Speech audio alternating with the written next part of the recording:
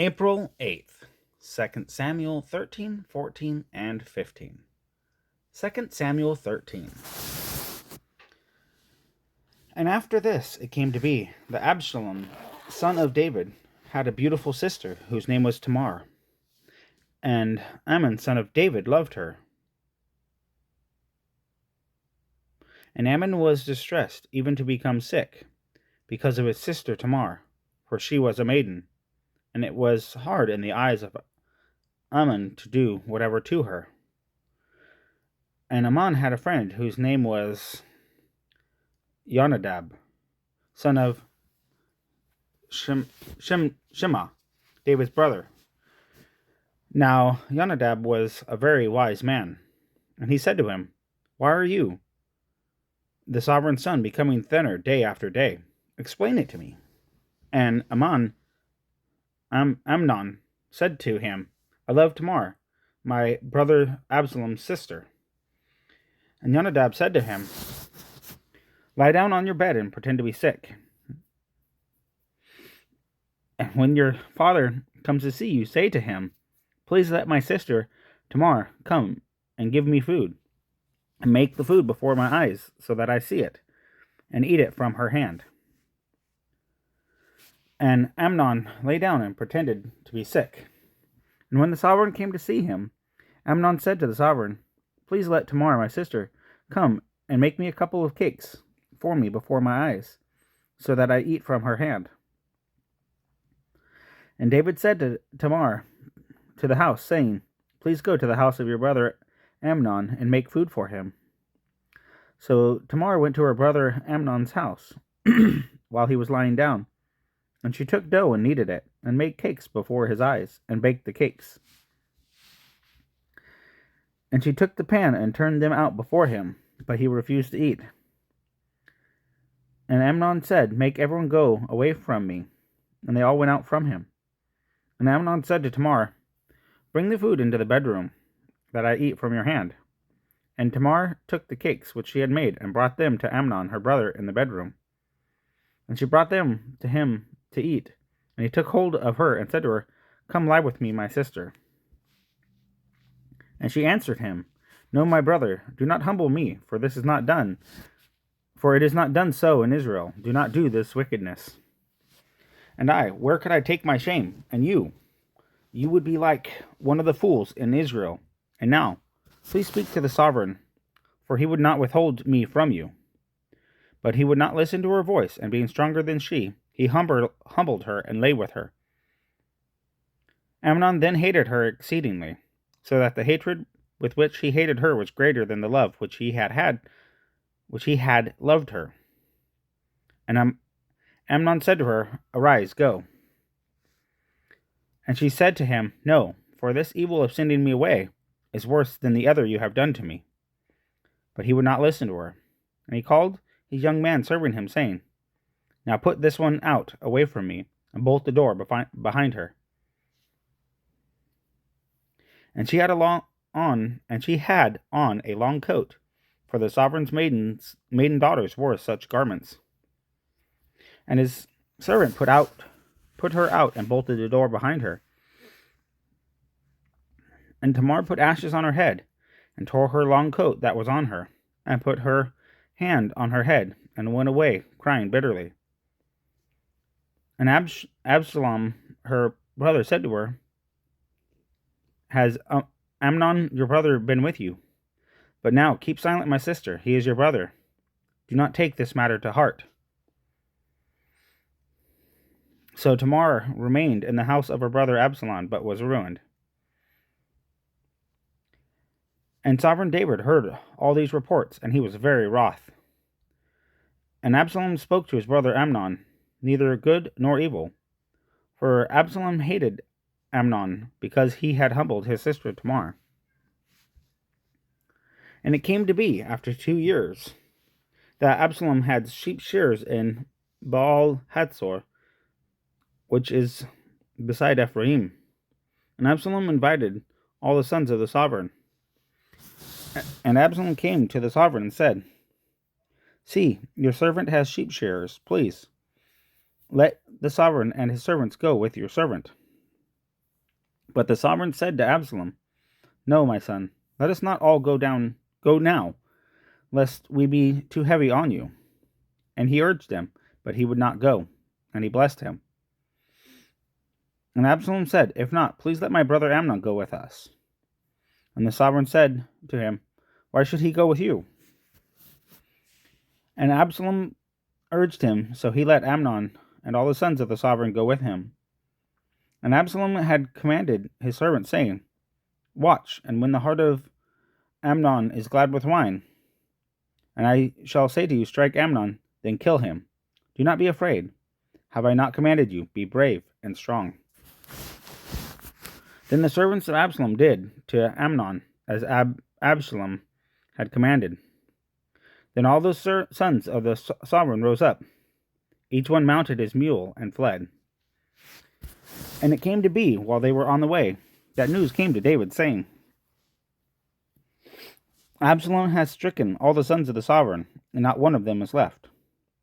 And the sovereign rose up and tore his garments and lay on the ground. And all his servants stood by with their garments torn.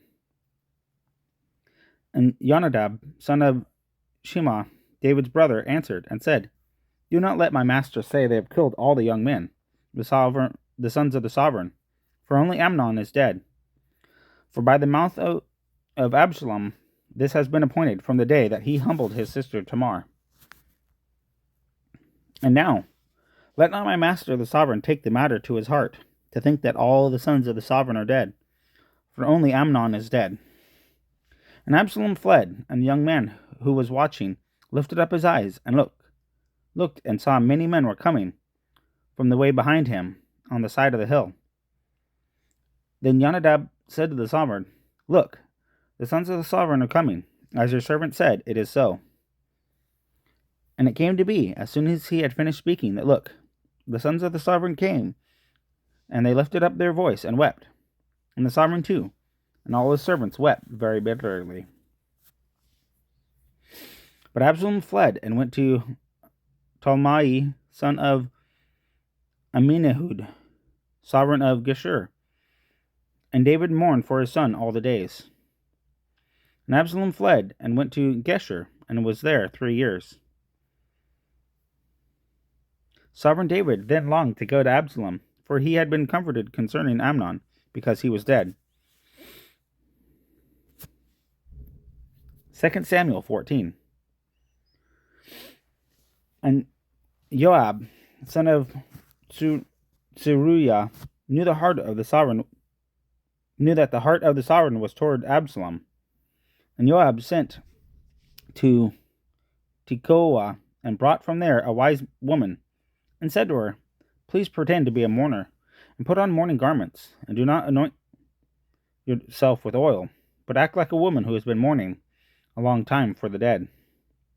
Then you shall go to the sovereign, and speak to him according to this word." And Joab put the words in her mouth. And when the woman of Tekoa spoke to the sovereign, she fell on her face to the ground, and did obeisance, and said, "Save, O sovereign." And the sovereign said to her, "What is your trouble?" And she answered, "Truly, I am a widow. My husband is dead, and your female servant had 2 sons. And the 2 fought with each other in the field, and there was no one to part them, but one struck the other and killed him. And see, the entire clan has risen up against your female servant and said, 'Give him who struck his brother, so that we put him to death for the life of his brother whom he killed, and destroy the heir also.' Thus they would extinguish my burning coal that is left, and leave to my husband neither name nor remnant on the earth." And the sovereign said to the woman, "Go to your house, and let me give commands concerning you." And the woman of Tekoa said to the sovereign, "My master, O sovereign, let the crookedness be on me, and on my father's house, and the sovereign and his throne be guiltless." And the sovereign said, "Whoever speaks to you, bring him to me, and let him no longer touch you." And she said, "Please let the sovereign remember Yah, your Elohim, and the Redeemer of blood, not to destroy any more, lest you destroy my son." And he said, As Yah lives, not one hair of your son shall fall to the ground. And the woman said, Please let your female servant speak a word to my master the sovereign. And he said, Speak. And the woman said, And why have you reasoned like this against the people of Elohim? For in speaking this word, the sovereign is as one who is guilty, and that the sovereign does not bring his outcast one home again. For we shall certainly die, and become like water spilled on the ground, which is not gathered up again. Yet Elohim does not take away a life, but shall devise ways, so that his outcast ones are not cast out from him. And now I have come to speak this word to my master the sovereign, because the people have made me afraid. And your female servant said, Please let me speak to the sovereign. It could be that the sovereign does what his female servant asks. For the sovereign has listened to deliver his female servant from the hand of the man seeking to destroy me and my son together from the inheritance of Elohim. Then your female servant said, Please let the word of my master the sovereign be comforting, for my master the sovereign is as a messenger of Elohim, and is in discerning the good and the evil, and Yah your Elohim is with you. And the sovereign answered and said to the woman, Please do not hide from me the matter that I am asking you. And the woman said, Please let my master the sovereign speak. And the sovereign said, Is the hand of Joab with you in all this? And the woman answered and said, As your being lives, my master the sovereign, no one turns to the right or to the left from all that my master the sovereign has spoken. For your servant Joab commanded me, and he put all these words in the mouth of your female servant. Your servant Joab has done this to change the appearance of the matter. But my master is wise, according to the wisdom of a messenger of Elohim, to know all that is in the earth. And the sovereign said to Joab, See now, you shall do this matter, and go, bring back the young man Absalom. And Joab fell to the ground on his face, and did obeisance, and blessed the sovereign. And Joab said, Today your servant knows that I have found favor in your eyes, my master, O sovereign, and that the sovereign has done the word of his servant. And Joab rose up and went to Geshur, and brought Absalom to Jerusalem. And the sovereign said, Let him return to his own house, but do not let him see my face. And Absalom went to his own house, and did not see the sovereign's face. And in all Israel there was no one who was praised as much as Absalom for his handsomeness. From the sole of his foot to the crown of his head there was no blemish in him. And when he cut the hair of his head, it was at every year's end that he cut it, because it was heavy on him. And when he cut it, he weighed the hair of his head at 200 shekels by the sovereign's weight. And to Absalom were born 3 sons and 1 daughter, whose name was Tamar. She was a woman of beautiful appearance. And Absalom dwelt in Jerusalem 2 years, and he had not seen the sovereign's face. Then Absalom sent for Joab, and to send him to the sovereign, but he would not come to him. And he sent again the second time, but he would not come. And he said to his servant, See, Joab's field is near mine, and he has barley there. Go, and set it on fire. And Absalom's servants set the field on fire. Then Joab rose up, and came to the house of Absalom, and said to him, Why have your servants set my field on fire? And Absalom said to Joab, Look, I sent to you, saying, Come here, so that I send you to the sovereign to say, Why have I come from Geshur? It was good for me while I was there. And now, let me see the sovereign's face, and if there is any crookedness in me, then you shall put me to death. Then Joab went to the sovereign and informed him, and he called for Absalom. And he came to the sovereign and bowed himself on his face to the ground before the sovereign. Then the sovereign kissed Absalom. 2 Samuel 15. It came to be, after this, that Absalom prepared a chariot and horses for himself, and 50 men to run before him. And Absalom used to rise early and stand beside the way to the gate. And it came to be, whenever anyone who had a complaint came to the sovereign for a right ruling, that Absalom would call to him and say, "What city are you from?" And when he said, "Your servant is from such and such a tribe of Israel," Absalom would say to him, "Look, your matters are good and right, but you have nobody from the sovereign to hear you." And Absalom would say, "Oh, that I were made judge in the land, and everyone who has any complaint or case would come to me, and I shall let right be done to him." And it came to be, whenever anyone came near to him to bow down to him, that he would put out his hand and take a hold of him and kiss him. And Absalom did this to all Israel who came to the sovereign for right ruling. And Absalom stole the hearts of the men of Israel. And it came to be at the end of 40 years that Absalom said to the sovereign, "Please let me go to Hebron and pay the vow which I vowed to Yah. For your servant vowed a vow while I dwelt at Gashur in Aram, saying, If Yah indeed brings me back to Jerusalem, then I shall serve Yah." And the sovereign said to him, "Go in peace." And he rose up and went to Hebron. But Absalom sent spies throughout all the tribes of Israel, saying, "As soon as you hear the voice of the shofar, then you shall say, Absalom is sovereign in Hebron." And with Absalom went 200 men from Jerusalem who were invited. And they went along unsuspectingly, and did not know the matter at all. Absalom also went for Ahithophel the Gilonite, counselor of David, from his city, from Gilo, while he slaughtered slaughterings. And it came to be that the conspiracy became potent, for the people with Absalom kept increasing. Then a messenger came to David, saying, "The hearts of the men of Israel are with Absalom."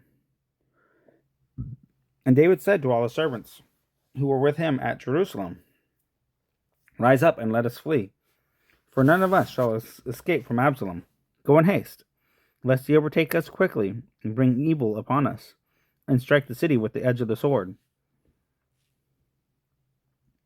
And the sovereign's servants said to the sovereign, "Look, your servant shall do according to all my master the sovereign chooses."